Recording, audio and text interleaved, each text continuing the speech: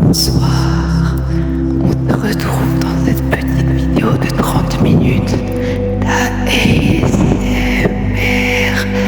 des figures de style, avant de préparer le bac de France. La périphrase. On parle de périphrase lorsqu'une personne... Bah putain, ça a bugué, c'est pas grave. Exemple, la capitale française ou la ville pour parler de Paris. L'antithèse, elle met en perspective des idées contradictoires.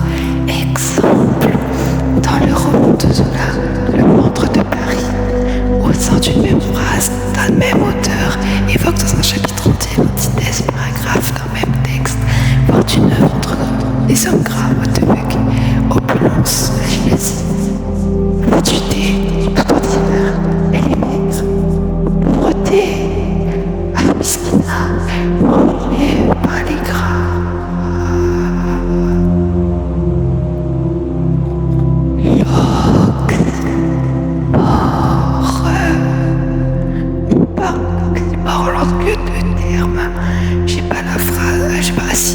On parle d'oxymore lorsque deux termes contradictoires sont associés dans une même expression, un même groupe nominal.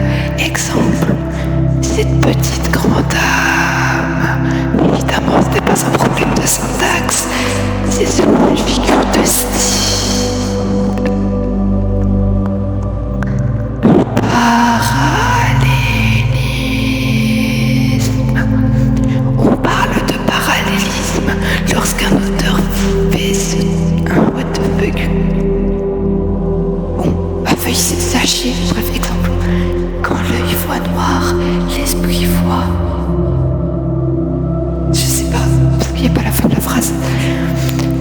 Donc le parallélisme fait succéder deux oppositions de phrases structurées exactement de la même manière. Ce procédé crée un effet de miroir ou d'opposition.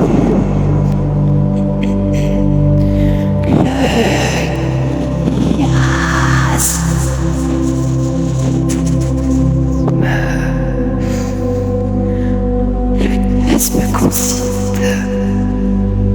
J'ai pas le début de la phrase. Bref, en gros, c'est un axe en forme de croix. La seconde partie d'une phrase ou d'un groupe syntaxique fait écho à la première, slash premier, mais l'ordre des mots est inversé.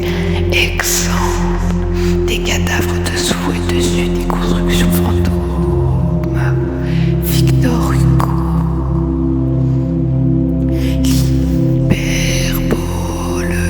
L'hyperbole. On parle d'hyperbole lorsqu'un propos est du bonheur. Putain, n'importe quoi.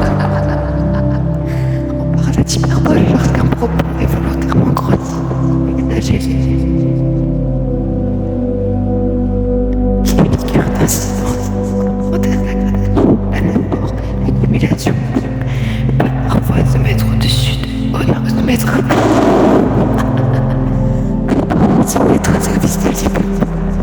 Exemple, nullement ne peut l'intensité qui fait que ça des hyperboles empêche de commentaire de texte qu'on a fait. L'idiote et pas la vidéo. La vidéo, c'est une manière de dire que j'ai vu le plus. En terme, on est dans une vérité, dans une forme atténuée. Mais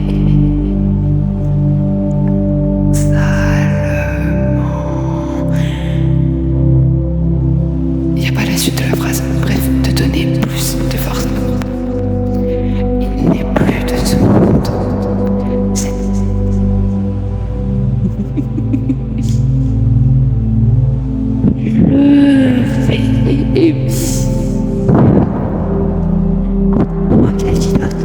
L'euphémisme a pour but d'atténuer la portée d'une réalité violente ou déplaisante. On l'utilise beaucoup dans le langage courant. Exemple,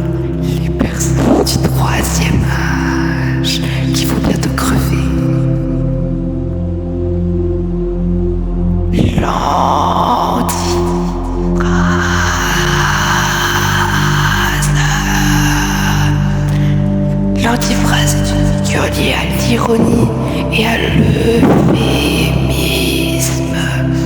Elle consiste à énoncer un propos tout en laissant entendre l'inverse de ce qui est dit. Exemple qui vient d'Antigone, je me rappelle comme si c'était hier. C'est du joli. La métaphore très très connue, tout le monde la connaît évidemment. La métaphore est une comparaison implicite. Cette image est donnée directement sans le recours à un outil de comparaison. Exemple. Je vis un pauvre arbre. Oula, je vis un pauvre. Saltimbanque me ruine. C'est à l'homme. Ok. La personnification. Putain, elle est où la comparaison va se faire foutre en fait. Bref. La personnification. La personnification consiste à donner. C'était fou.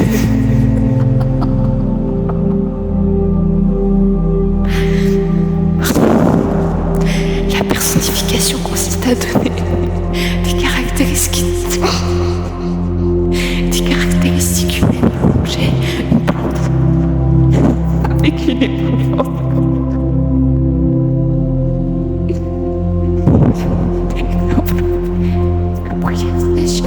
Et par le passait rapidement et avait l'air de s'enfuir. Avec recours.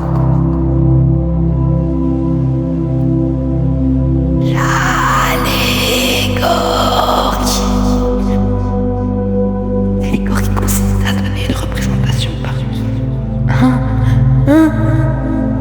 Non. L'allégorie consiste à donner une représentation concrète d'une idée abstraite. Exemple, la justice par exemple serait représentée par une femme aux yeux bandés, la mort par un squelette muti d'une faux. Et oui, c'est une image de quelque chose qui est abstrait. C'est comme une justice de la mort.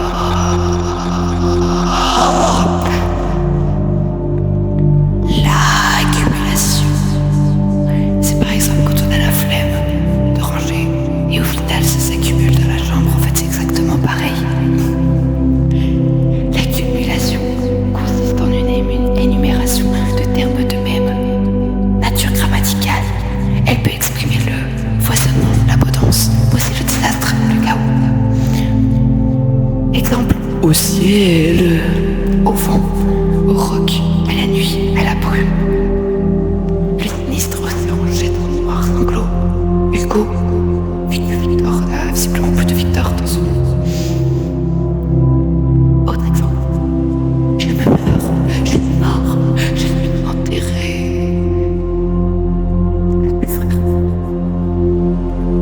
La nation est une succession de termes d'un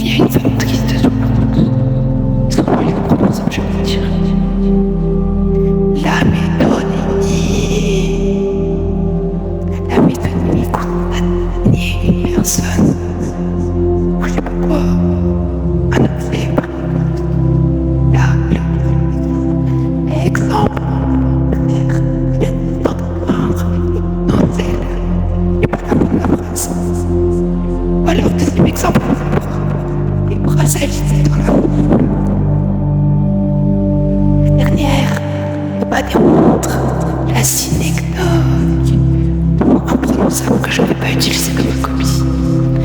La synecdoque consiste à désigner une personne ou un objet pour une partie d'une personne ou d'un objet.